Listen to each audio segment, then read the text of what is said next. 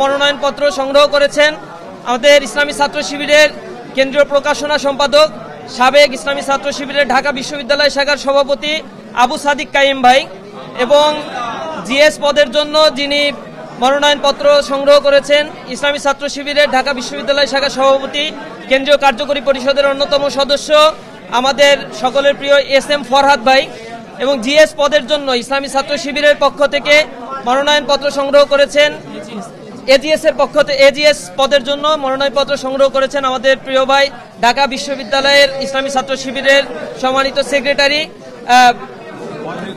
মহিউদ্দিন ভাই।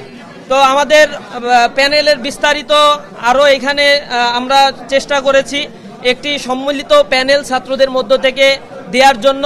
আমরা আশা করি ডাকসুর এই প্যানেল যদি নির্বাচিত হয় আমরা শতভাগ আশাবাদী ইনশাআল্লাহ আমরা নির্বাচনে জয়ী হওয়ার মধ্য দিয়ে ডাকসুতে যে কার্যকর ব্যবস্থাগুলো গ্রহণ করা দরকার এবং ছাত্রদের কল্যাণমুখী যে কার্যক্রমগুলো নেওয়া দরকার সেগুলো ইসলামী ছাত্র শিবির নিবে।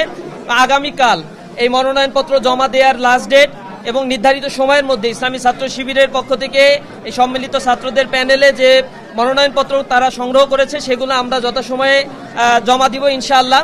আমরা আশা করি ডাকসুর এই নির্বাচন যে টাইম ফ্রেম দেওয়া হয়েছে যথা সময়ের মধ্যে এই নির্বাচন প্রশাসন ব্যবস্থা করবে। পাশাপাশি আমরা এই ক্যাম্পাসের সামগ্রিক নিরাপত্তার বিষয়গুলোতে আবারও প্রশাসনের কাছে জোর দাবি জানাই ডাকসু নির্বাচনকে কেন্দ্র করে যেন নিরাপদ একটি অবস্থান এই প্রশাসন তৈরি করতে পারে। সকলের কাছে এই আহ্বান জানাচ্ছি।